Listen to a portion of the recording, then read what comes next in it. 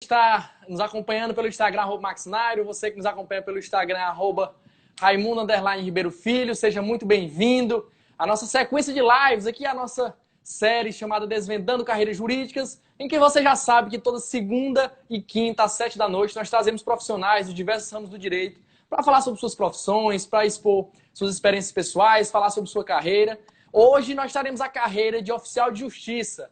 E nada melhor do que trazer o que, particularmente, um dos melhores oficiais de justiça que eu conheço, um cara que tem muito a agregar aí, muitas experiências pessoais e profissionais agregadoras.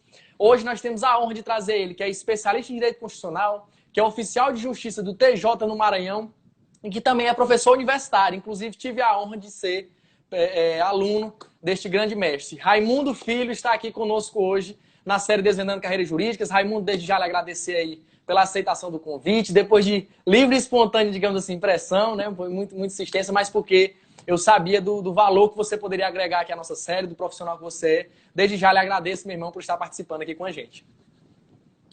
Obrigado, Marcos. Obrigado pelo convite. Foi quase que uma coação física e moral, né? Irresistível. Excluí mesmo o quê? Lembra ainda do direito penal? Obrigado pela apresentação. Você quer que eu comece a falar sobre a profissão? Você vai fazer perguntas? Como funciona? Não, inicialmente era só para a gente dar aí o boa noite mesmo, as boas-vindas, lhe agradecer mesmo pela aceitação do convite. E a gente começa aí sempre com uma pergunta de praxe. A pergunta que a gente sempre faz a todos os entrevistados aqui é: como foi que você chegou à carreira de oficial de justiça? Quais os caminhos que você trilhou? Onde você se formou? Qual foram os caminhos traçados até chegar ao cargo em que você está hoje? Marcos, com relação específico a esse cargo, na época que eu fui efetivado no TJ, não exigia nível superior, mas eu já era graduado. Eu acabei a graduação e no mesmo ano eu logrei a aprovação no TJ. E aí, posteriormente, se exigia o nível superior, mas evidentemente que na maior parte do país é necessário que haja formação de nível superior. E na grande maioria dos estados, quando eu estou falando de TJ, a necessidade de que seja bacharel em Direito. Então, via de regra, quem vai exercer o cargo de oficial de justiça, sobretudo após a Constituição de 88, é um bacharel em Direito. Na Justiça Federal, todos têm essa exigência de ser bacharel em Direito. Eu creio que hoje não haja mais oficial ad hoc, ou seja, aquele que ingressou antes da de 88 ou até após, mas que não havia nenhum vínculo por meio de estatuto, ou seja, não era aprovado em concurso público. Quando eu entrei, por exemplo, no TJ, eu tinha um colega ainda que ainda era dessa forma. Mas aí houve uma nomeação de um segundo colocado e aí ele teve que se afastar do cargo porque havia exigência de um concurso público. Mas é basicamente isso. Você se formou em qual universidade? Eu formei na Universidade Estadual do Piauí, de que eu tenho muito orgulho de ser fruto dessa universidade. Formei em Parnaíba e tenho um grande apreço pela instituição e pude contribuir com a universidade por 5 anos aqui em Floriano, na Universidade Estadual do Piauí, como professor, de quem você foi aluno também nessa época. E tenho muita honra de ser fruto da Universidade Estadual do Piauí, sem dúvida nenhuma. Sofri muito aí nas suas provas aí de penal. Raimundo, passar aqui para as pessoas que estão acompanhando a nossa live. O Gilmar Reis já está aqui, já mandou um oi também. O Antônio Luiz. Levi Melo, um abraço para você. Thaís Ellen já está aqui também. Nutricionista Ana Vitória. Jonas Fernandes, Valécio Duarte, Flávio Neres. Um abraço para você, Flávio. Leilise está aqui também, a Louriza. Vemos aqui que temos várias pessoas aqui também. Alguns alunos meus. Minha cunhada também, a Sânia, acabei de ver. Isso, a Pice Angélica Souza diz top, Ribeiro Nairan diz irmão top, Sani diz cunhado top. O pessoal tá aí ligado aí na live do Raimundo Filho. Raimundo, a Fernanda Barbosa acabou de entrar também. Fernanda, um abraço para você. Como prometido, ela disse que ia assistir a live aqui, está conectada. Raimundo, aqui só passar aqui, vamos aí retornar até um pouco antes aí da sua chegada ao oficial de justiça. Qual foi o tempo que você basicamente levou aí de estudos? Você preferia mais estudar por meio físico ou por meio digital? Qual foi a sua carga, digamos assim, o seu encargo enquanto concurseiro à época, né, para chegar ao cargo de oficial de justiça? Qual é, digamos assim, de certa forma, até a experiência pessoal que você pode passar para quem quer chegar num cargo como oficial? Marx, eu já passei há muito tempo, então a realidade era uma outra. A gente estava começando, por exemplo, o método de ensino à distância. Eu lembro que eu fui a uma apresentação do Luiz Flávio Gomes em Parnaíba, numa faculdade particular que tinha lá, em que ele foi apresentar o curso dele, que era o antigo LFG, e que foi um dos pioneiros, ou se foi mesmo pioneiro, nesse sistema de ensino à distância. Então era muito limitado. Então, basicamente mesmo era estudo por livros. Eu posso te dar até mais hoje a minha experiência cotidiana, atual, porque eu continuo me preparando para outros concursos. E o que eu vejo imprescindível é você verificar a sua necessidade e o que você entende como imprescindível para o seu aprendizado. Eu, por exemplo, gosto muito de videoaulas quando eu não tenho conhecimento aprofundado na matéria. Quando é uma matéria que eu já tenho um certo conhecimento, eu procuro verificar se há alguma divergência doutrinária, jurisprudencial, pego o informativo, pego alguma decisão controversa acerca do tema e que seja majoritária, e acompanho muito com lei seca também. Agora, isso vai depender do concurso para o qual você está se preparando. Por exemplo, um concurso para oficial de justiça, evidentemente que o nível de cobrança das questões hoje é muito maior de quando eu passei algum tempo atrás. Mas não são concursos que têm uma carga de cobrança muito grande, no que diz respeito à jurisprudência. Isso também vai depender, claro, da banca que vai elaborar o concurso. Então, tudo isso você tem que analisar. Tem que fazer um estudo acerca do edital, verificar qual a banca, qual o direcionamento da banca, se ela é mais focada para doutrina, jurisprudência, se é mais lei seca. Então, tudo isso tem que ser analisado. Mas, na minha época, basicamente, o estudo que foi direcionado, como eu tinha acabado de sair da faculdade, não é ser prepotente, mas na verdade eu utilizei basicamente o ensino, o conhecimento que eu tinha da graduação, mas eu sempre falo, se fosse hoje, eu certamente não passaria saindo da faculdade. Porque naquela época, Marcos, para você ter uma ideia, dos 10 classificados para uma segunda fase, apenas eu era graduado em Direito. Então era uma outra realidade. Hoje, se você fizer um concurso desse, vai ter 10 alunos meus, por exemplo, passando numa primeira fase. Porque naquela época, quem queria sair, por exemplo, do Paraná para ser oficial no Maranhão? Nem de Teresina para ser oficial, bem que na minha cidade, em São João dos Passos, não queria. Imagina sair de um outro estado. E hoje, por exemplo, eu vejo um oficial do Rio Grande, do Rio de Janeiro, oficial do MP, que está aqui numa cidade vizinha, porque é recente. Então, são realidades bem distintas. Por isso que eu te falei de uma realidade atual que eu vivencio enquanto estudante ainda. Raimundo, digamos assim, essa expansão, como você disse, hoje acredito que o encargo, o tempo de estudo, as dificuldades para se atingir um concurso desse porte como oficial de justiça, ele aumentou bastante. Na sua opinião, pessoal, o que você acha que se deve a isso? Foi a expansão da tecnologia? Você acha que hoje as pessoas se informam mais sobre as cidades ou sobre a profissão? O que você acha que fez ter essa expansão? Para hoje, eu costumo até brincar que se faz concurso hoje para Gari e dá quase que metade dos concursados aí pessoas com nível superior. Então as pessoas hoje elas estão muito com essa mentalidade de concurso. O que você acha que se deu essa expansão e essa dificuldade em se ter aumentado hoje nos concursos? Marcos, em princípio, evidentemente que a estabilidade do serviço público conta muito. É o primeiro fator que eu trago como situação que acaba aumentando muito a quantidade de candidatos, a estabilidade de fato.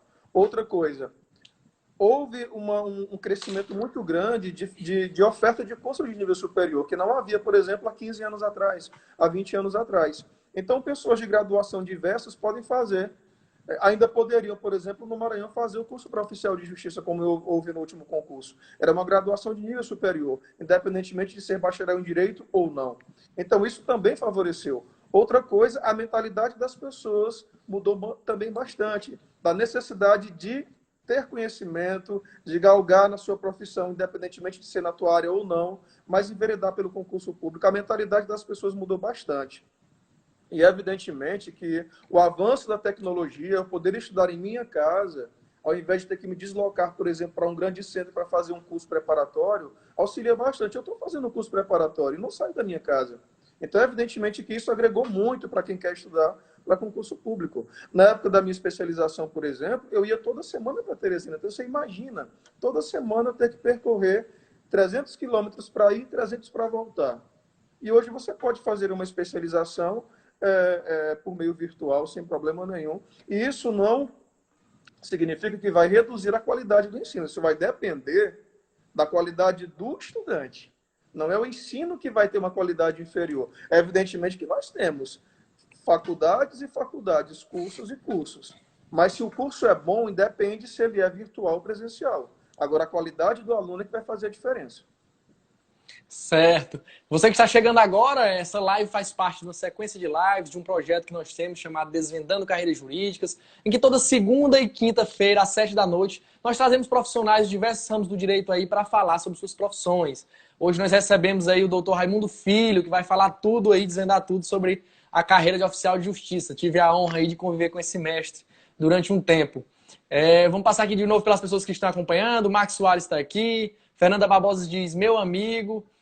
Sani diz, ele é extraordinário. Neuziran Barros está aqui também. Diz, boa noite, irmão lindo Raimundo. Matibe, ok, está aqui também. Leandro Ribeiro, Ícaro Macedo, Celton Ribeiro. Jalisson Ribeiro aqui também. Várias pessoas. Jalisson e Jailson, né? Lembra dessa dicotomia que tinha aí no nome dele, né? Lembro. Raimundo, agora eu vou puxar aqui um pouco mais para minha área, nessa questão aí das intimações, enfim, do misto aí do oficial de justiça. Nesse período de pandemia, acaba que a gente teve uma mudança de funções, a gente teve, de certa forma, assim, um reajuste do exercício em si da profissão de oficial de justiça. Em alguns casos tornou-se imprescindível, em outros casos acabou se recuando, né? Eu até recentemente passei por um caso desse que aqui no TJ Ceará, por exemplo, estão intimando os advogados para perguntar se eles desejam realizar audiência por videoconferência. Entretanto, nós, advogados, temos que informar o contato de WhatsApp ou o e-mail da parte contrária. Em não sendo possível, fica a cargo do oficial de justiça fazer essa intimação. Ou seja, a gente vê que mesmo no período de pandemia, os oficiais ainda estão sendo solicitados. Como é que está o panorama? Como é que você está podendo avaliar a função, a profissão do oficial de justiça nesse período de pandemia? Teve um encargo de trabalho? Teve uma diminuição? Vocês tiveram que se readequar? Como é que está a estrutura aí da profissão? Marx, o Conselho Nacional de Justiça, ele expediu uma portaria em que ele determinou as atividades que deveriam continuar sendo realizadas, que são consideradas essenciais. Por exemplo, situações que envolvem réu preso, citação, intimação de réu preso, eventual intimação para homologação de flagrante, conversão em prisão preventiva, matérias que envolvem medida protetiva de urgência em sede de Lei Maria da Penha. Então, essas medidas elas continuam sendo mantidas. Evidentemente que a demanda diminuiu sobremaneira, porque áreas que não são consideradas urgentes, elas não são realizadas em razão da pandemia para evitar o contato e impedir que haja disseminação maior do coronavírus. E com relação à determinação do CNJ, cada Tribunal de Justiça expede as suas portarias regulamentando a atividade profissional naquela época. Por exemplo, nós tivemos várias portarias já. Uma delas estipulava que dentro do processo judicial eletrônico, o famoso PJE, era possível, desde que houvesse número de telefone, e-mail, dentro dos autos do processo, que o oficial pudesse realizar a diligência via WhatsApp, via telefone, via e-mail. Então, isso é possível. Evidentemente, se a secretaria fizer o mandado, o oficial pode cumprir desde que haja essa situação específica. Agora, especificamente no TJ Maranhão, a partir da semana passada, foi expedida uma nova portaria, especificamente no que diz respeito às intimações dos internos, de quem estão em estabelecimentos prisionais. E a realização das intimações está sendo realizada via videoconferência, através de um aplicativo, em que o oficial toma conhecimento da decisão que vai ser necessária a comunicação de um ato processual, entra em contato com o diretor do estabelecimento prisional. O estabelecimento prisional vai receber uma cópia da decisão para entregar para o preso e marca-se um horário em que alguém do estabelecimento prisional vai entrar em contato com o telefone via esse aplicativo com o oficial de justiça e se realiza o ato de comunicação processual, a intimação ou a citação do interno. Então, está sendo realizado dessa forma, mas houve uma diminuição considerável das demandas em razão da situação emergencial e excepcional que vivemos. Certinho. Raimundo, deixa eu passar aqui outro panorama aqui de uma questão sobre os oficiais de justiça. Nada melhor do que eu ouvir um oficial sobre isso. A gente sabe que o presidente que nós temos atualmente em exercício, ele é muito armamentista, né? Ele deseja, ele tem a intenção de armar bastante as pessoas. Oficial de justiça e porte de arma. O que Raimundo Filho entende? ser cabível, não ser cabível, acha que deve haver um limite funcional, ou pode ter porte aí, independente do exercício das suas funções, acaba por prejudicar a função. Já ouvi oficial dizendo que acaba por prejudicar a função, porque vai acabar limitando o acesso de oficiais. Claro que são opiniões e opiniões. Eu gostaria de ouvir a sua sobre porte de arma e oficial de justiça. Veja bem, Marcos, não há uma legislação que legitime o uso, legitime posse e porte para oficial de justiça. Como qualquer cidadão hoje em dia, eu posso pleitear, dentro dos requisitos estabelecidos em lei, que eu tenho posse ou porte de arma de fogo, mas não existe, como por exemplo, os policiais militares automaticamente já o terão. Isso não acontece com os oficiais. Com relação à minha opinião pessoal, eu confesso que eu não tenho, nunca pleiteei, mas em algumas situações eu entenderia necessário. Não é o caso da minha comarca. A comarca que eu trabalho é uma comarca tranquila, que, em princípio, nós não vemos a necessidade de utilização de arma de fogo, mas evidentemente que em determinados locais, e eu creio que a maioria dos locais, em determinadas situações, seria necessária a utilização de arma de fogo durante a atividade, durante o exercício da atividade funcional. Eu entendo que, sobretudo, nessas grandes cidades em que você vai ter que realizar uma intimação em situações em que, por exemplo, existe um crime organizado, em que o oficial teria que diligenciar. Eu fico imaginando como se dá a realização de atos de comunicação processual pelo oficial, por exemplo, lá no Rio de Janeiro ou em São Paulo. Eu teria curiosidade de conversar com o oficial para ver como é que é a realidade deles, porque a minha realidade é totalmente diferente. Mas eu entendo sim que deveria, dentro de cada caso em concreto, que poderia sim pleitear o porte ou a posse de arma de fogo. Mas lembrando bem, só ia te cortar. Não, perfeitamente. Lembrando bem que a utilização de arma de fogo, mesmo nessa circunstância, eu preciso levar em conta que, assim como diz o Mário Sérgio Cortella, nós temos que verificar que em qualquer situação existe um conflito. Numa situação dentro de uma família, dentro de um trabalho, há um conflito. Eu só não posso transformar esse conflito em confronto. Porque a partir do momento em que eu transformo o conflito em confronto, eu vou tentar aniquilar e anular o meu adversário. Então você imagina eu já chegar numa diligência, uma simples diligência de intimação para uma audiência cível, apenas de um débito de natureza civil, obviamente que é cível. Eu já chego empunhando a arma de fogo, então evidentemente que isso é desproporcional, desarrazoado, eu já vou estar fugindo dentro dos limites estabelecidos pela própria atividade funcional. Então depende muito do caso concreto. Perfeito. Eu vou até te adiantar uma pergunta enquanto nós passamos pelas pessoas aqui que estão assistindo, sobre algum caso curioso que tenha ocorrido nesse sentido para você. Vai pensando aí que já a gente passa. Lembrando você também que está nos assistindo que você pode estar deixando sua pergunta para o Raimundo aqui nos comentários. Nós faremos aqui a pergunta. Claro, eu vou ler antes mentalmente, né, para não ser surpreendido aqui por essas pegadinhas que estão fazendo. Mas você pode estar fazendo sua pergunta, ou elogio, enfim, nós sempre passaremos pelas pessoas que estão aqui acompanhando. O Lucas Siqueira está aqui. Lembra do Siqueira, Raimundo? Claro, a Lucivânia está aqui, Rafa Ferreira, Valéria Santos diz, competência em pessoa, ético, atualizado e proativo. E os Marcos Galasso, um abraço para você, meu amigo. Tô doido para lhe ver aí em breve. Raimundo Filho também. É outro Raimundo Filho aqui, não é teu filho não, né? Eu espero que não. Raimundo Filho tem Safira, Lucas Azevedo, José Welso. Welso, um abraço para você. O Gerson está aqui Lucas também. Azevedo é meu sobrinho. Pronto, ele está aqui batendo palma também. Também oficial. A Maris Oliveira. E a Josi diz, pessoa estudiosa. Lembra da Josi também, né? Todos os seus ex-alunos aí, colegas, marcando presença. É realmente um profissional bastante dedicado e bastante querido por isso. O doutor Rodolfo Rocha entrou aqui também. Acredito que tenha sido seu aluno também. Um abraço para você também, doutor Rodolfo. Tenho um apreço por sua pessoa. E aí, Raimundo, algum caso inusitado que tenha ocorrido nesse sentido aí, na comarca aí de São João dos Patos, no Maranhão, a qual você é vinculado, né? Raimundo, você sempre, desde o primeiro momento, foi vinculado a São João dos Patos ou você iniciou em outra? Sim, na época que eu fiz o concurso, havia a especificação no edital da comarca em que eu queria atuar e da região. E eu coloquei, de fato, para São João dos Patos. Havia nessa época que hoje em dia praticamente não há. Você faz um concurso geral para o estado do Maranhão e a partir do momento que vai ocorrendo a nomeação de acordo com a ordem de classificação, você vai escolhendo a comarca que você deseja. Mas na minha época, não. Eu já especificava no ato da inscrição. A Fernanda está até dizendo aí, pergunte qual a melhor comarca do Maranhão. Eu suponho que seja aqui, eu só trabalhei aqui também. Algum caso inusitado aí que tenha ocorrido com você, né, nessa profissão oficial?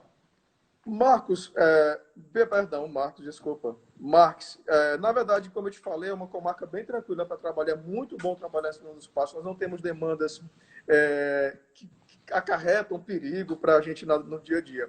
Mas aconteceram situações em que talvez um pouco mais de diligência ou o fato de você confiar nas pessoas acabou sendo prejudicial para o desempenho da atividade.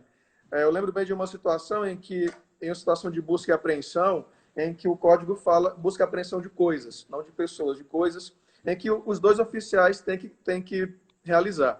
E era uma diligência da minha colega de trabalho, e nós fomos até o local onde a pessoa estava, e tinha aquela velha máxima, eu creio que hoje espero que não tenha mais, de que há muita corrupção dentro do poder público e, sobretudo, dentro da atividade de oficial de justiça, porque é uma atividade direta com as pessoas que estão envolvidas com o processo e que talvez fosse muito fácil barganhar a não execução da atividade ou execução de forma desejável para as partes. E o que aconteceu? A pessoa começou a dizer, vamos resolver, sempre resolvemos isso com outros oficiais de forma diferente a oficial. Não, mas a gente vai resolver como deve ser resolvido, realizar a busca e apreensão. E aí ele viu que nós não íamos ceder, e aí ele, não, então eu vou falar com o meu advogado que trabalha na rua do lado. E nós, ingenuamente, assim que começamos a trabalhar, não, tudo bem, o senhor pode ir até o escritório. Sabe o que ele fez? Ele fugiu com o carro, ele foi até a casa dele. Ele foi até a casa dele, que era próxima, uma cidade pequena, era próxima, e ele fugiu. Foi para Floriano. E aí passaram-se alguns minutos e a minha colega de trabalho, Raimundo, eu acho que ele fugiu. Porque antes nós já havíamos passado na casa dele para ver se o carro estava, e realmente estava. E não deu outra, ele fugiu. Fomos até fizemos a certidão, fomos até a Polícia Militar para informar para as polícias rodoviárias mais próximas e não conseguimos. Mas 3 meses depois houve uma nova diligência. Eu estava de férias, a minha colega foi realizar a diligência e foi com a polícia, com base na certidão que nós fizemos. Por isso a necessidade de você certificar tudo o que aconteceu na diligência, porque isso embasou o oficial que ela pedisse o reforço policial. E aí ele não gostou, obviamente, mas ele deu ensejo para que houvesse uma demanda dessa natureza. Então foi uma coisa bem interessante, porque nós confiamos na pessoa, ele que não se deve, na verdade, confiar. Não, vamos realizar a busca e apreensão. A gente não estava querendo não realizar, mas acabou acontecendo isso. Perfeitamente. Aí, na verdade, a prática vai moldando e vai ensinando o profissional, né? A gente aprende não com os erros, a gente aprende a verificar os erros e corrigi-los. Aprende com a correção dos erros. Já diz também Mário Sérgio Cortella, você não aprende com os erros, você aprende com a correção dos erros. Se você aprendesse com os erros, você nunca acertaria. Certamente. Raimundo, fazer aqui outra pergunta aqui. Digamos, para aquele bacharel em Direito que está saindo aí, que vai estudar para o concurso oficial de justiça, qual a desvantagem de ser um oficial de justiça? Ou qual um desafio de ser um oficial de justiça? Porque nós sabemos que em tudo que nós vamos entrar, em tudo que nós vamos fazer, nós temos que saber os prós e os contras. Tem algum encargo assim mais peculiar de ser oficial de justiça? Tem alguma, digamos assim, alguma desvantagem, algum desafio, claro, com muito trabalho, muita competência pode ser superado, mas que traz um encargo à profissão de oficial de justiça? Max, veja bem, é preciso que quando você vai enveredar num cargo público, por exemplo, qualquer que seja, você tenha conhecimento de como funciona, como é a estrutura logística. E às vezes acha-se que é muito fácil ser oficial em razão da flexibilidade do horário. Como eu não tenho um horário fixo, eu não tenho que ir ao fórum 8 horas da manhã e ficar até as 2 da tarde. Não, eu vou fazer as minhas diligências de acordo com com a minha disponibilidade. Então, isso pode dar uma equivocada impressão de que é um trabalho fácil. Mas é um trabalho muito desgastante. Primeiro, é um trabalho externo. Então, quando você não tem uma cidade pequena, por exemplo, eu trabalho de moto, porque se você for trabalhar de carro, aqui tem muita diligência. Então, você vai perder o dia todo e não consegue realizar a diligência, porque é muito mais demorado. Agora, você imagina, no solzão do Nordeste, agosto, setembro, outubro, novembro, você de moto. Isso já é um contratempo muito grande. Outro contratempo, mas que faz parte da profissão, é o contato diário com pessoas. Você vai lidar com pessoas em situação de vulnerabilidade social, econômica, histórica. E você vai ser o portador de uma notícia. Eu lembro de uma amiga minha, a Valéria entrou agora aí, e tem uma outra amiga minha lá de que mora, que é de Imperatriz, mas que a gente estudou em Parnaíba, não o mesmo curso, a Rosana, que ela falava que eu ia ser o correio da má notícia quando eu fui aprovado no concurso. E, de fato, Marcos, imagina, para uma das partes, o oficial vai ser o correio da má notícia. Lamentavelmente, sim. E você vai se encontrar com situações de vulnerabilidade tamanha. E isso é um desafio muito grande. A doutora Eliana Calmon, que foi a primeira ministra do STJ, ela é desembargadora aposentada do TJ Bahia, e ela foi corregedora do CNJ, ela falou uma época da importância do oficial de justiça enquanto instrumento de materialização de vários direitos fundamentais, dentre eles o do contraditório e da ampla defesa, e da necessidade de haver um diálogo entre o judiciário e a pessoa a ser intimada e notificada. E esse diálogo ele é realizado pelo oficial de justiça, porque, como ela diz, os olhos da justiça são o oficial de justiça, porque ele é que está em loco, diretamente em contato com a situação de vulnerabilidade. O juiz não está porque não é função dele. O MP não está porque não é a função dele. A Fernanda, que é analista, não está porque não é a função dela. A função de estar diretamente em contato com os assistidos é o oficial de justiça. Então é preciso saber lidar com essa situação de vulnerabilidade. Imagina você, numa cidade como São João dos Patos, em que não tem defensoria pública. Eu vou realizar a citação de uma ação de alimentos em uma pessoa que não tem o mínimo de instrução, o mínimo de conhecimento, o mínimo de recurso financeiro, e eu vou ter que explicar para ele que tem uma demanda contra ele, que o juiz já fixou uma pensão de 30% de um salário mínimo, ele vai dizer, doutor, eu não ganho salário mínimo. Eu vou ter que explicar para ele que não é porque ele não ganha salário mínimo que ele não vai ter que pagar uma pensão e que o juiz não fixa com base no patamar.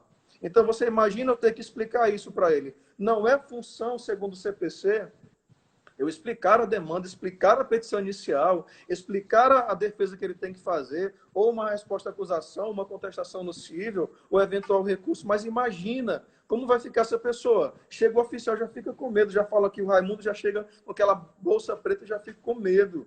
Então, esse é o maior desafio que eu vejo. E é preciso saber lidar. Reporto novamente ao Mário Sérgio Cortella, viram que eu sou fã dele. Ele fala que é preciso você saber, não só falar, mas saber ouvir. Imagina que eu estou falando para um público cego. E eu continuo falando aqui, vocês estão ouvindo, vocês estão vendo, idiota, eles são cegos, são surdos, são mudos. Então é preciso saber a necessidade deles para que eu possa fazer com que eles me entendam. Isso é imprescindível, fazer com que eles entendam o que eu estou falando. Aí eu não posso usar uma linguagem que eu usava com vocês em sala de aula. Eu vou ter que ser o mais simples possível para que eles possam compreender aquela demanda. Isso é que eu vejo de mais complicado, mas é necessário que se aja dessa forma. Porque ali está começando a tripla relação processual, quando é uma citação, por exemplo. Certinho. Dr. Rodolfo Rocha Duarte diz o seguinte: grande professor Raimundo, dia 18 de maio, fez 3 anos que me formei. E agora bateu uma saudade de suas aulas. Corrobora o pensamento do colega aí. Valéria.santos.alencar também manda aqui um abraço. Diz verdade, grandes desafios. Caio FN Siqueira. Arquiteta Tainara Porto também está aqui conectado. Todas as pessoas que estão conectadas aqui conosco. Você que não sabe, nós estamos recebendo aqui hoje Raimundo Filho, aqui, que vai desvendar tudo sobre a profissão aí de oficial de justiça. Essa live, como eu sempre digo, faz parte de uma sequência de lives, uma série de lives chamada Desvendando Carreiras Jurídicas, em que toda segunda e quinta, às 7 da noite, no meu Instagram, @MaxNair, nós estaremos profissionais do direito para falar sobre suas profissões. Para quem também não sabe, só para situar, Mário Sérgio Cortella é um dos maiores filósofos aí contemporâneos, um cara bastante estudioso, que dá entrevista em vários programas de TV, que é bem conceituado. Inclusive, fica até a dica aí do grande mestre Raimundo para que acompanhe também Mário Sérgio Cortella. Isso é um dos grandes pensadores aí do mundo contemporâneo, digamos assim. Eu gosto muito também do Leandro Carnal. Ele ao lado do Leandro Carnal são dois grandes mestres aí. Raimundo, 2 perguntinhas. A primeira é o seguinte: qual você acha, e você acabou até adiantando, mas só para você fazer a complementação, que é a função social do oficial de justiça? Como você disse, numa cidade pequena, às vezes como São João dos Patos, acaba ultrapassando a função de somente intimar. Você só discorre um pouquinho que você acabou já até adiantando.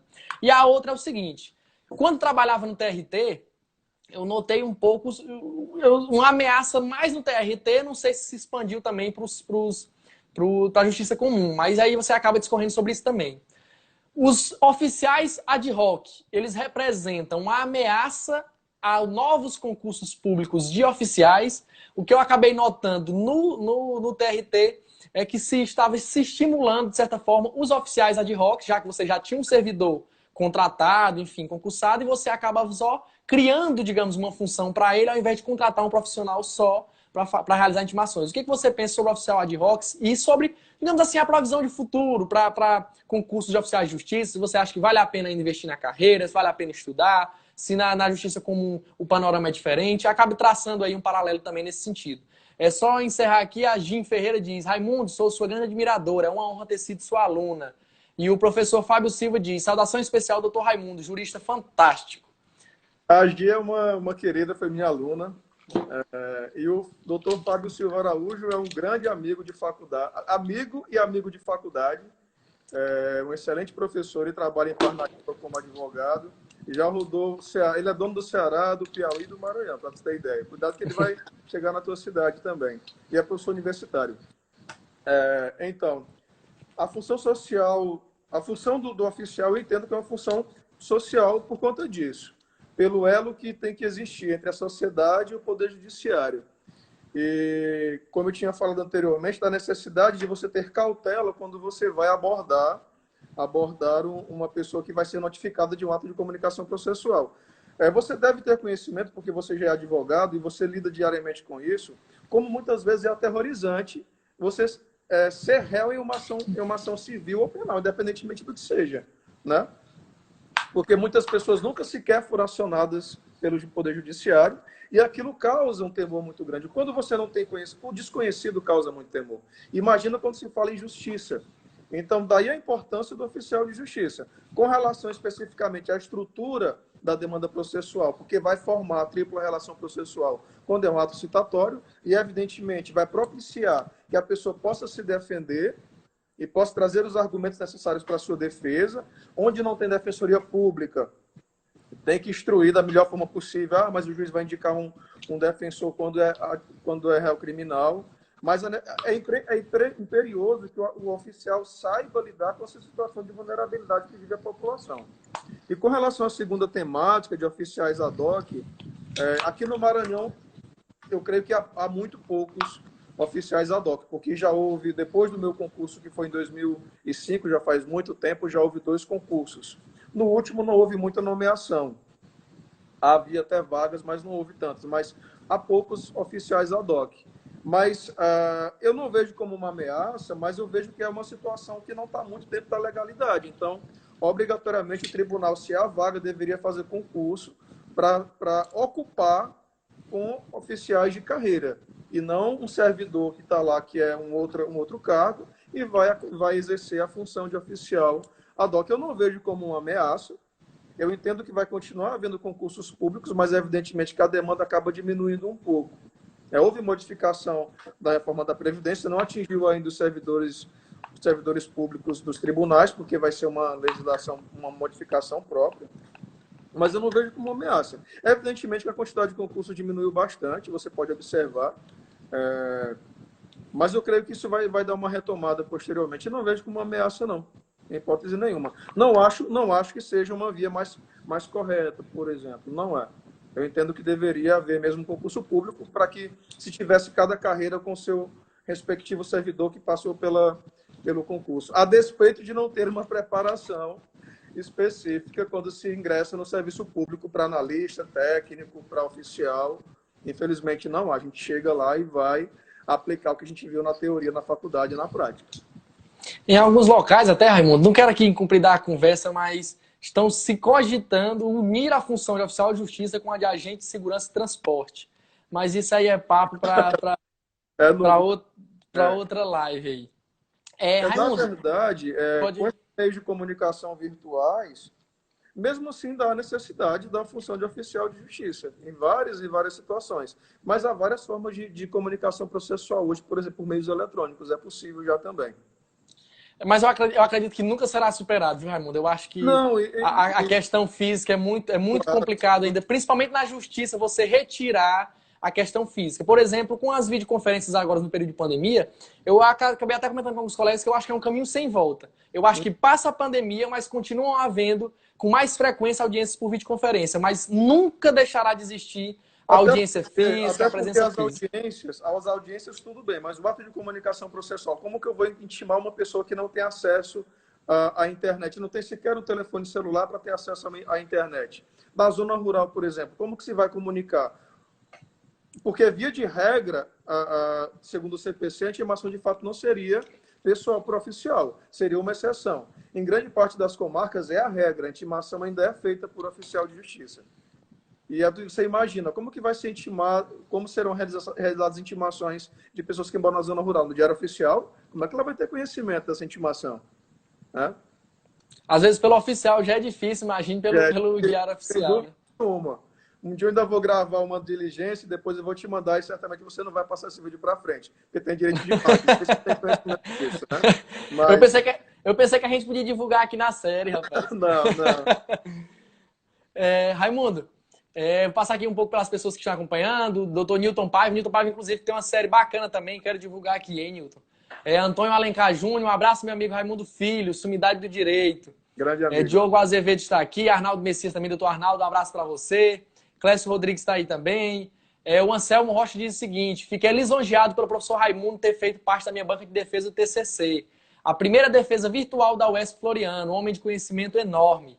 Verdade, Aí, Raimundo agora. também fez parte da minha banca de TCC, rapaz. Castigou lá no meu TCC, mas ainda Na bem verdade, que... eu fui teu orientador, tu lembra, né? Também, Eu também. participei da Sim, banca. sim. Aí me castigou lá no TCC. Não, tô brincando. Foi bastante coerente. Doutor Raimundo, fazer aqui mais uma pergunta. Vamos falar agora aqui do bom, de uma das partes boas aí de ser digamos assim, um servidor.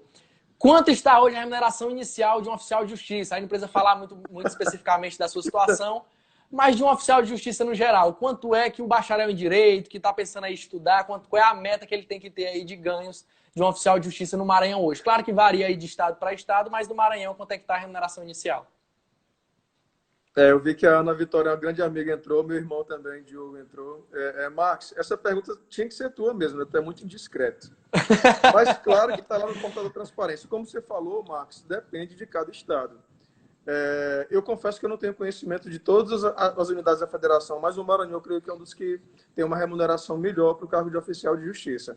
Eu confesso que eu não sei te dizer o oficial da classe inicial quanto ele recebe, porque de acordo com a lei de organização judicial, de acordo com o plano de cargos e carreiras que cada servidor de cada tribunal tem, você vai passando por carreiras dentro da sua profissão.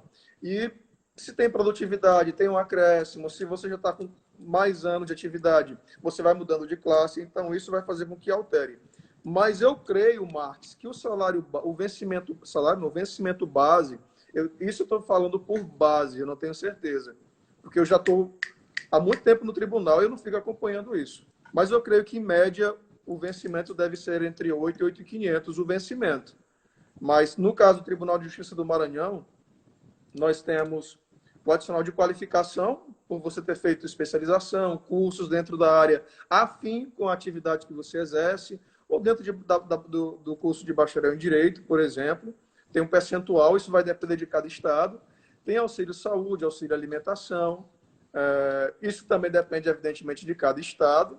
E no caso do TJ Maranhão, há um custeio de diligências, que já foi maior, houve uma redução. Então, depende muito. Mas o vencimento base é basicamente isso. Em minha defesa, essa é uma pergunta de praxe, viu? Já perguntei também nas nas Só para te entrevistas. desenhar, sabe? Inclusive, saudades, viu? Quando voltar aí para Floriano, vamos marcar com a turma aí, para reunir a turma, para a gente... Que seja breve. Eu sei até quem é que eu vou chamar para esse convite aí. Depois eu vou lhe dizer no privado quem é que eu vou lhe chamar, para você ser paciente, para você não estressar a cabeça, viu?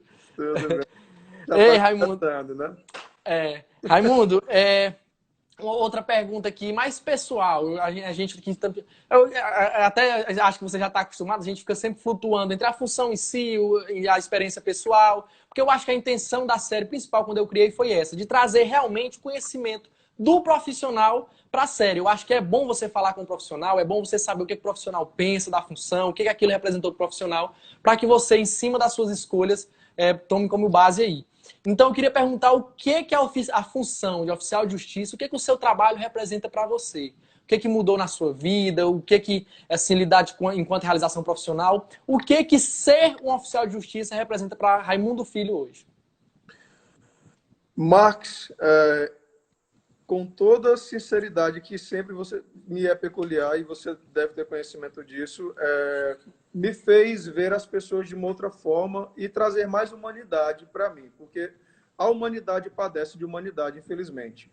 Mas quando você vê, Marx, no semblante das pessoas, quando você vai intimar de uma sentença que foi exitosa, as pessoas acham que foi oficial, agradecem, querem dar benesses, que evidentemente nós não podemos receber, mas as pessoas... Em cidade pequena mas tem muito carneiro, né, que o pessoal quer dar? tem esse tipo de coisa. E, na verdade, não seria uma corrupção passiva ou ativa da parte deles ou minha, mas evidentemente que eu não posso receber. A intenção deles não é Perfeito. corromper para obter um provimento jurisdicional. Sim, Ao sim. contrário, quando você vai intimar aquelas pessoas mais, quando eu falo humildes, é humildes financeiramente, né, que tem pouca instrução. Sim, perfeito. E quando você chega intimando de um provimento exitoso para eles, ver a alegria no semblante deles e ver que a prestação jurisdicional foi efetivada de forma a contento.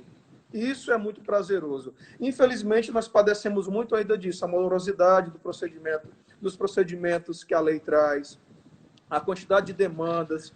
Uma comarca como o Senhor dos Patos só tem uma vara, então para um único juiz é muito complicado, é uma demanda muito grande. Então, isso dificulta a prestação jurisdicional célere, eficaz, eficiente. Isso prejudica o jurisdicionado. Mas eu te asseguro que o que agregou para mim enquanto pessoa, eu não digo nem enquanto profissional, mas enquanto pessoa, é saber valorizar o que cada pessoa é. Porque o que para mim pode ser muito pouco, para um demandado que pleiteou uma indenização, porque alguém destruiu a plantação dele, que seria o alimento da família dele durante aquela safra. Porque alguém que tem uma fazenda, que deixou que o gado entrasse na plantação dessa pessoa, que tem uma plantaçãozinha de arroz, de milho, de feijão, para subsistência. E quando você vê de forma exitosa,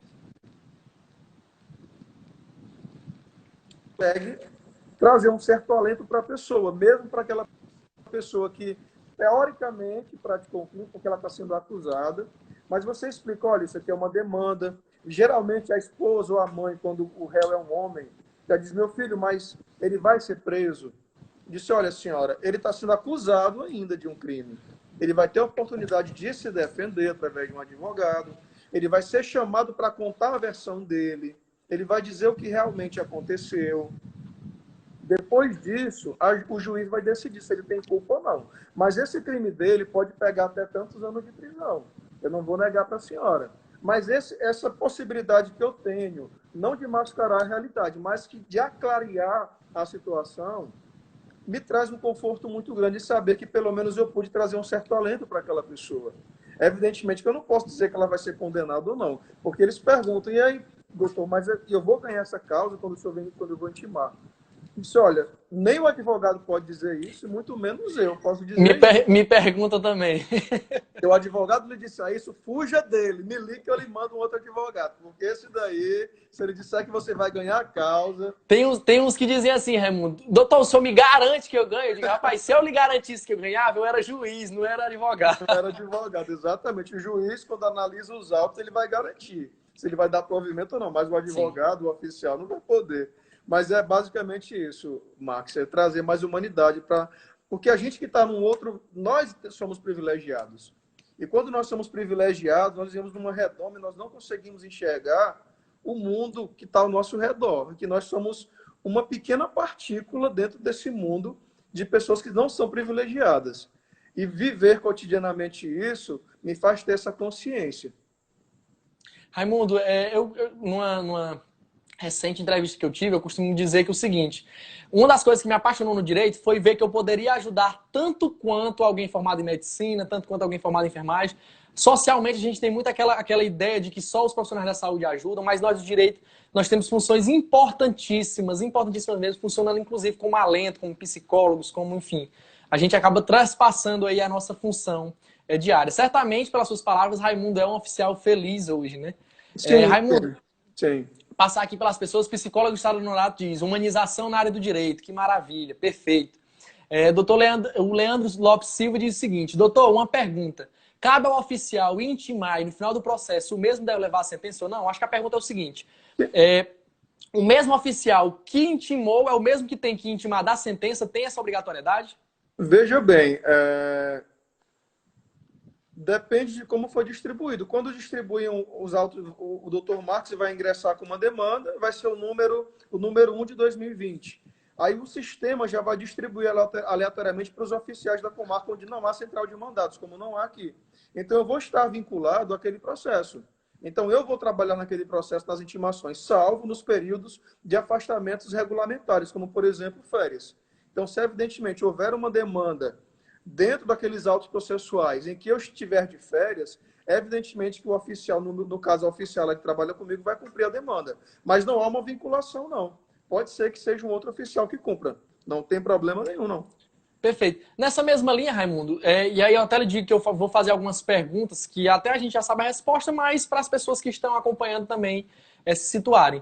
Nessa linha, há ou não suspeição no caso de oficial de justiça? Só contextualizando, suspeição é o fato de, por exemplo, o Raimundo intimar um amigo e aí ele se recusar a intimar esse amigo pela proximidade. Há suspeição também no caso de oficial de justiça? Marcos, veja bem, eu entendo que não há, porque nós não realizamos atos decisórios. Agora, evidentemente, numa situação prática, se eu estou de posse de um mandado de penhora de alguém que eu tenho vínculo, pelo menos, eu não vou realizar essa diligência. Por mais ético que eu eventualmente seja, mas é possível que eu seja maculado por um sentimento pessoal que eu tenho para com essa pessoa. E aí sim seria um ato decisório no sentido de quê? De que eu vou avaliar, porque o oficial de justiça ele é oficial de justiça e avaliador. Então eu realizo uma penhora, eu creio que todos saibam o que é penhora, é um ato de constrição patrimonial em que um bem do devedor vai servir para garantir a execução, se quando terminar o processo não for adimplida a obrigação que ele assumiu. E evidentemente que nesses casos eu entendo que o oficial não deveria realizar o ato de constrição patrimonial, no caso a penhora. Mas um ato de citação, intimação, qual a carga decisória que eu tenho? A menos que eu engavete o mandado. Aí eu já estou praticando uma irregularidade funcional, uma irregularidade administrativa, ou até mesmo crime de prevaricação dentro do Código de Processo do Código Penal. Mas eu entendo que não há. Já houve essa situação comigo. De eu ter realizado uma citação, uma intimação, uma citação, em que uma das partes era um parente em segundo grau. E a parte contrária suscitou, mas o juiz entendeu que de ser incabível. O que ele queria era que houvesse, claro, se eu fosse declarado suspeito, o ato realizado, no caso da citação e intimação, seria nulo e teria que realizar novamente. Mas no caso não foi. Eu entendo que não haveria isso, porque não tem carga decisória, a não ser nessa hipótese que eu te falei, que eu entendo que teria. Mas não está específico, sujeitaria aquelas hipóteses de impedimento e suspeição, como está, por exemplo, magistrados. Estão magistrados.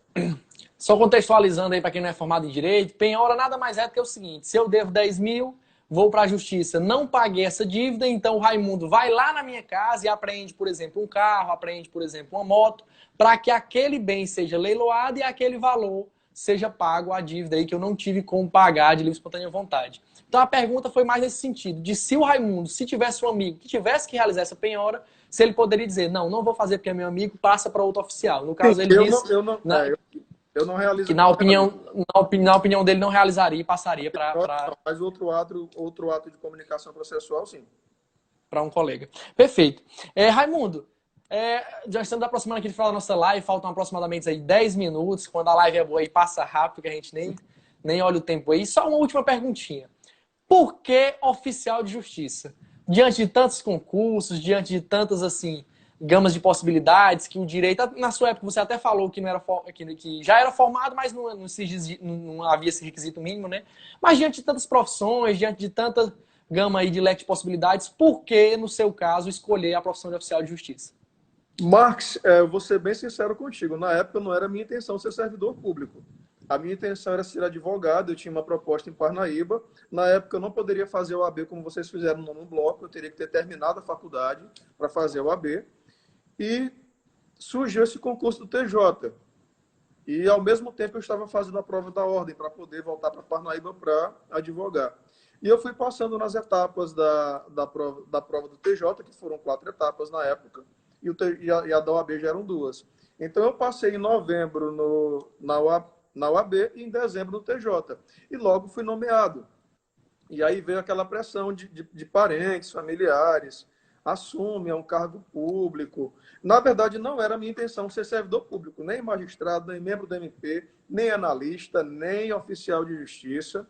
Foi algo que aconteceu e que tem que acontecer, eu sempre digo isso.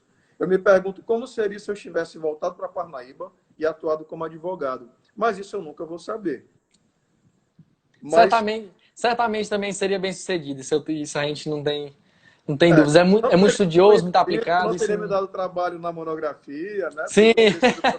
PESP, mas, enfim, o que eu sempre dizia para vocês com relação a como escolher a profissão e por quê,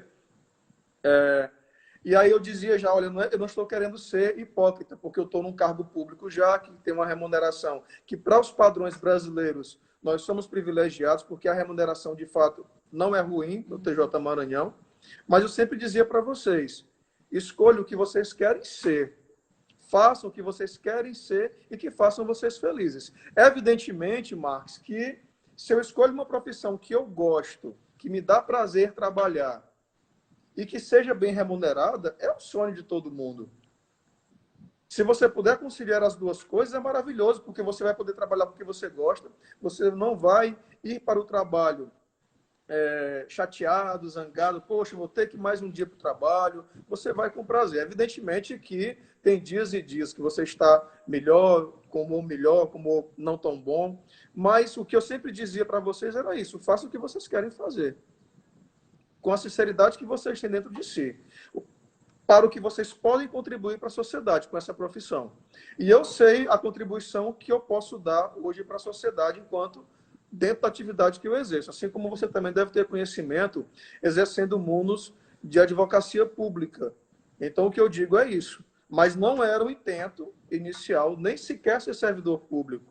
Não era. Não vou ser hipócrita ao dizer. E na foi época, acontecendo, né? Claro, foi acontecendo. Mas recomendo, mas trago essa ressalva. Não vá exercer o cargo de oficial, porque a remuneração, por exemplo, do TJ Maranhão é muito boa, mas você saiba que você vai encontrar muitos problemas na lida cotidiana, no exercício da atividade profissional. E não é fácil. Não é fácil lidar todo dia com problemas de outras pessoas. Qualquer trabalho, por exemplo, se você for falar com o técnico do TJ, com o analista do TJ, ele vai te demonstrar as dificuldades diárias que ele possui, que não são as mesmas, evidentemente, que as minhas, porque o meu trabalho é diferente do deles. Mas, evidentemente, que tem. As benesses têm as dificuldades diárias de qualquer atividade, assim como você tem também na sua atividade profissional. Perfeitamente. Pessoal, nós estamos aproximando aqui do final da nossa live.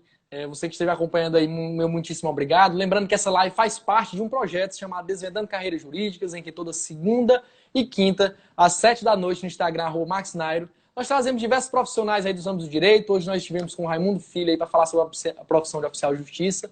Segunda-feira, dia 1º, aí, iniciando aí o mês de junho, nós estaremos Daniel Vasconcelos, perito criminal. O cara é mestre, especialista em biologia também. Vai ser um profissional bastante agregador aí na nossa série. Segunda-feira tem perito criminal aqui na série Desvendando Carreiras Jurídicas. Ítalo Zedo diz, grande Raimundo, que bom ouvir alguém tão consciente, humano e realista. Não sei se vocês já prestaram atenção, vocês que estão nos acompanhando, uma palavra que define o Raimundo é humanidade, né? Raimundo é sempre aí muito humano. Um amigo de Salvador. Valéria é um grande amigo, uma irmã, uma pessoa que eu amo muito. Ela diz aí, parabéns, querido amigo, foi maravilhoso. Raimundo, nós estamos aqui encerrando o Instagram, quando dá com 1 hora aí de live, ele encerra automaticamente. Nós estamos faltando aí aproximadamente 5 minutos para encerrar nossa live. Desde já, lhe agradecer demais pela aceitação do convite. Espero que, como eu disse para você, ao final da live você vai me agradecer, vai ter gostado bastante. Espero que você tenha gostado aí de ter participado. Muitíssimo obrigado aí por ter sido meu professor, por ter sido meu orientador, por ter dado sua contribuição. Certamente eu seria outro tipo de profissional se não tivesse os seus ensinamentos, se você não tivesse sido meu mestre aí na universidade. Um abraço, inclusive, para todos lá da Universidade Estadual do Piauí, para você e todos os oficiais de justiça aí de São João dos Patos, os amigos aí da comarca. E desde já lhe agradecer aí e deixar as portas abertas. Sempre que quiser retornar aqui no nosso projeto ou quiser fazer uma live aí, nós estamos. Agora que abriu a porteira aí, eu espero que sempre esteja aí incluído. Muito obrigado, meu amigo, por você ter aceitado esse convite aqui, por ser meu amigo e por ter sido meu professor e mestre aí. Eu que agradeço, Marcos. Eu te falei que eu sou receoso porque eu não gosto muito de falar dessa forma. E me perguntaram, você não dá aula, não faz palestras? Mas era um ambiente que eu não... É desconhecido, como eu falei, o desconhecido causa medo. Mas muito obrigado pelo convite. A Loriza é uma pessoa muito especial. Obrigado a todos que participaram da live. Obrigado ao Marcos pelo convite. Muito obrigado mesmo pela oportunidade de participar, de conversar sobre esse tema, sobre a minha profissão, sobre o meu desempenho diário da profissão. E obrigado mesmo. Foi um prazer também trabalhar com você na faculdade. Quando eu falo trabalhar, né, como professor aluno, ter participado da elaboração do TCC. E desejo sucesso para você. Precisando, estou à disposição. Obrigado, e igualmente. Passar aqui pelas pessoas. Newton Paiva diz, excelente explicação sobre a profissão de oficial de justiça. Nutricionista Ana Vitória diz, fala inteligente, que prende nossa atenção. Parabéns, Raimundo. Cristiane Brito.adv também bate palmas aqui. Edson.almeida diz, além de humano, Raimundo é um cara extremamente profissional, ético e exemplar. Psicóloga Sara Nonato também bate palmas. Louriza diz, professor e pessoa incrível. Fernanda Barbosa diz, voltei só para mandar um beijo pro meu amigo, profissional ímpar, competente e amigo querido e dedicado. E eu fiquei sabendo que vocês estão só nas receitas aí, né? Tá bom de chamar os ex-alunos aí também. A próxima live vai ser de culinária, então. De receita aí pra gente fazer aqui. O William Chagas também mandou um 10 aí. William, um abraço pra você, meu primo. Enfim, a todos vocês que acompanharam a nossa série, esperamos o retorno de vocês na segunda-feira. Raimundo, você também está convidado para saber um pouco mais aí sobre a função de perito criminal. Assistam também as lives que passaram. Até o final da semana estarei divulgando o canal no YouTube em que estará salva essa live do Raimundo e todas as outras que passaram aí. Então, se você conhece algum colega que quer ser oficial de justiça, ó o depoimento aqui desse grande profissional, para você se espelhar, para você saber como será a sua função. Raimundo, um abraço para você, meu querido. Estamos às ordens sempre. Muito sucesso para você em que você for fazer aí. E só uma última perguntinha, hein? Faltam aí 3 minutinhos. Só uma última pergunta. O que Raimundo Filho quer de futuro? Raimundo Filho pensa aí, vou já dar um spoiler aqui, ser delegado. Raimundo Filho pensa aí em ser um magistrado. O que Raimundo Filho pensa de futuro? Também pessoal, pensa aí em se mudar de cidade, em ter um filho, em casar. O que Raimundo Filho espera aí de prospecção de futuro? Faltando 2 minutos, cuidado com o tempo aí. Os nossos projetos, às vezes, é preciso que eles fiquem um pouco só conosco mesmo para que acabe surpreendendo. Mas eu acho que buscar felicidade, independentemente do que você faça. Evidentemente que eu estou estudando para concursos. O celular está encostadinho aqui no livro que eu estou estudando, que eu não vou dizer qual é.